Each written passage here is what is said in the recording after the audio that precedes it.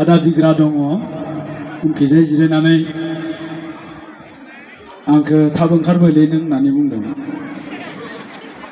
जायखिजाया फैनोथ' गोनां गैयामोन आंहा दिनै, खिन्थु मोनसे घटनानि थाखाय आं फैनांबाय। दानि मेन्डेलाया दिनै मालाय फिसाय गोनांखाय हिनजावखौनो लाना खारबोदों बेयाव। फिसाया आंजों फैफाबाय, नोंनिया लोगोआ लाना खारबोथोलै होनना मेन्डेलाखौ नागिरनांगौ ना, बेखौसो नागिरनो फैदोंमोन आङो। दा बेयावनो नैबे साजोन ना मा लोगो मोननानै स्टेजाव एसे गाखोदो होननायखाय आं गाखोबाय। दान्दिसे उनाव बिग्राय आदाया फैगोन।